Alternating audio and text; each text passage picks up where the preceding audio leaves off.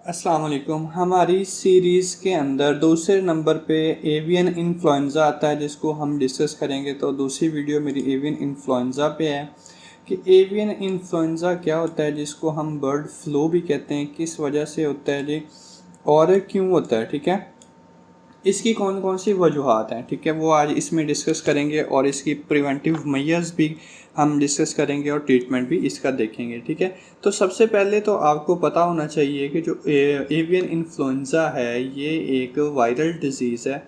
ठीक है, जो कि ऑर्थोमिक्सो वायरस की वजह से फैलती है। ऑर्थोमिक्सो वायरस ऐसा वायरस है जो एवियन इन्फ्लुएंज़ा का काज करता है। तो एवियन इन्फ्लुएंज़ा का जो पॉजिटिव एजेंट हुआ वो क्या है, ऑर्थोमिक्सो वायरस। अब ऑर्थोमिक्सो वायरस सिर्फ अकेले के ही 14 एच टाइप हैं। ठीक है, और 16 जो हैं इसकी एच की टाइप हैं और जो 9 हैं वो एन टाइप हैं। ठीक है, जो कि एवियन इन्फ्लुएंज़ा काज करते हैं। तो इसलिए अगर हम वैक्सीन करते हैं या जो हम मेडिकेशन करते हैं उसके बावजूद भी H9 का अटैक हो जाता है, तो वो इन्हीं की वजह, दोनों की वजह से होता है कि इसकी टाइप्स बहुत ज़्यादा हैं। लेकिन जो पोल्ट्री के अंदर जो आज हम डिस्कस करने जा रहे हैं वो सबसे इम्पोर्टेंट वाली 3 है, H5 है, H7 है और H9 है। ठीक है, जो कि ज़्यादा इम्पोर्टेंट है। इम्पोर्टेंट का मतलब ज़्यादा बर्ड्स में आती है। और इसकी पैथोजेनिसिटी मतलब ये है कि ये कितना सवियर होता है, मतलब इसका अटैक कितना ख़तरनाक होता है।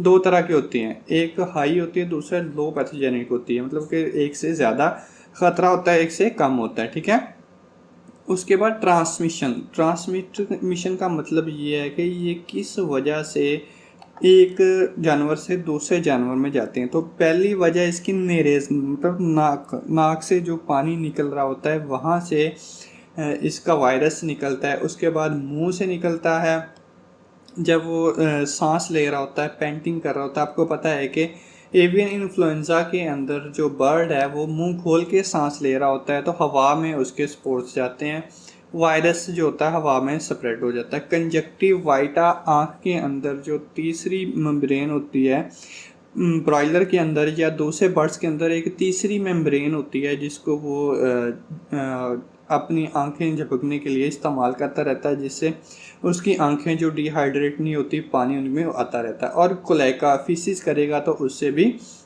निकलेंगी। ठीक है, रेस्पायरेटरी ट्रैक से निकलेंगी, ड्रॉप से जो वायरस है वो बाहर निकल रहा होता है।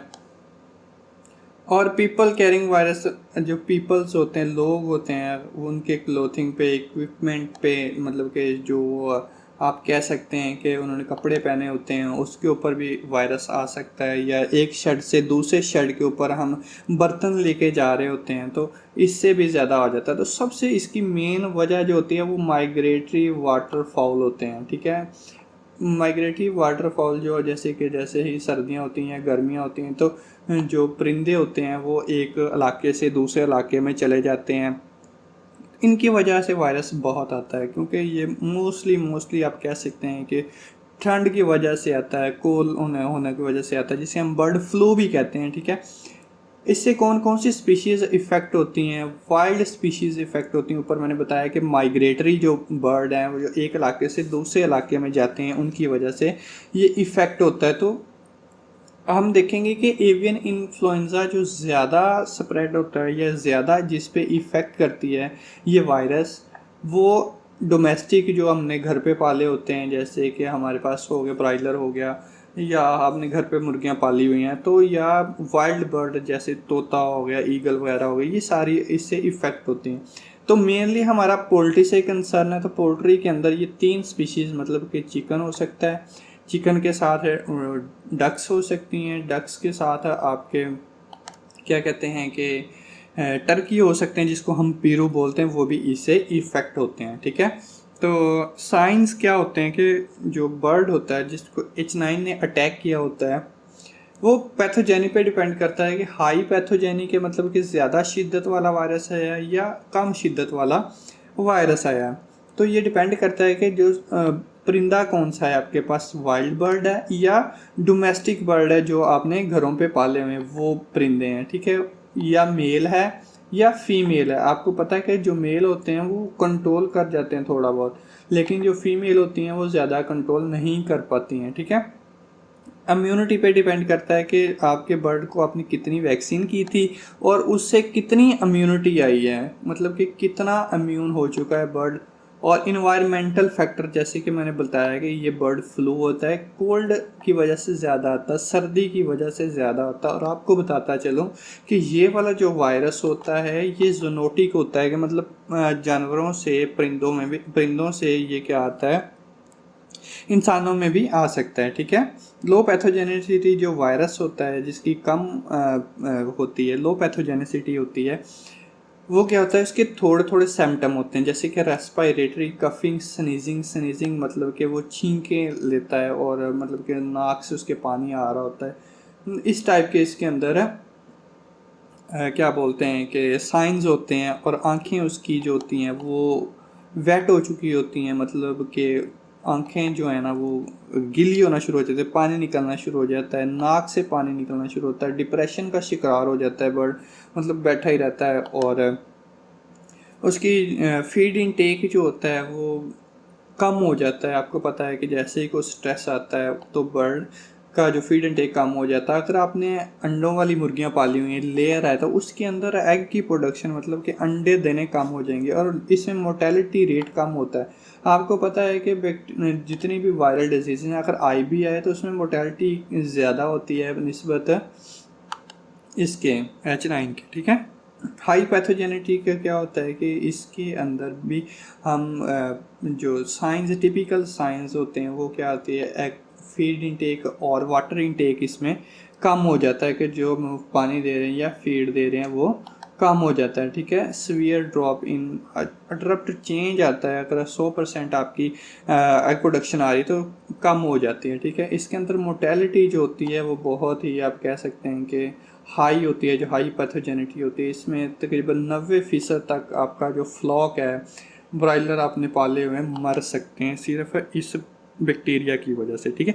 इसकी अब ट्रीटमेंट क्या होती है, सबसे पहले तो आपको मैं बताता चलूँ कि ये एक वायरल डिजीज़ है। वायरल की कोई ट्रीटमेंट अभी तक फाइंड नहीं हुई सिवाय वैक्सीन के। हम वैक्सीन करते हैं, ठीक है।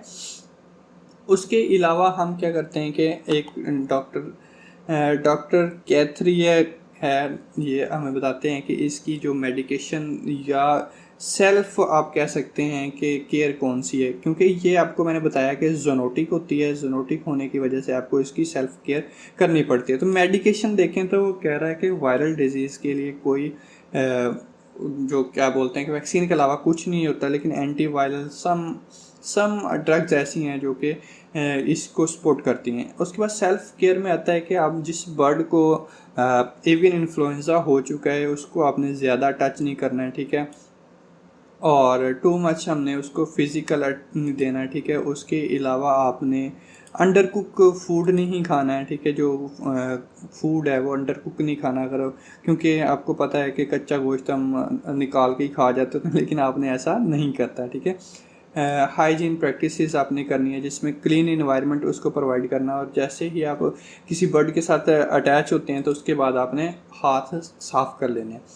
प्रिवेंटिव मेजर्स में आपको मैंने बता दिया कि हमने क्या क्या करना है। और उसके बाद आपने स्पोर्टिव केयर कौन सी करनी है कि ब्रॉड स्पेक्ट्रम एंटीबायोटिक आपने यूज़ करनी है, कि जो आपके पास ब्रॉड स्पेक्ट्रम एंटीबायोटिक हो वो आप इस्तेमाल करके और इससे थोड़ा बहुत उसको सपोर्ट कर सकते हैं कि दूसरे बैक्टीरिया उस पर अटैक ना करें और जल्दी ये बर्ड मर ना जाए, ठीक है। ये क्या करता है कि इंक्रीज़ द हाउस टेम्परेचर, ठीक है।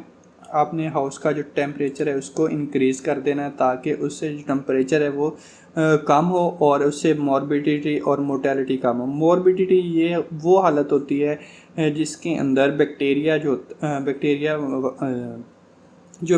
है वो आपके बर्ड के अंदर होता है, लेकिन उसमें क्या होता है कि बीमार कर देता है। मतलब बीमार होने को मॉर्बिडिटी बोलते हैं, मर जाने को मोर्टेलिटी बोलते हैं, ठीक है। और इसकी हमने क्या करना है कि एंटीवायरल देनी है, लेकिन इसके कोई अप्रूव्ड रिकमेंडेशन नहीं है। जूनोटिक आपने जो रिस्क है उससे बचना है कि जो आपके पास बर्ड है उसको हाथ वगैरह नहीं लगाना। आपको वीडियो अच्छी लगी है तो सब्सक्राइब करना मत भूलिएगा और मेरी वीडियो को पूरा देखिएगा।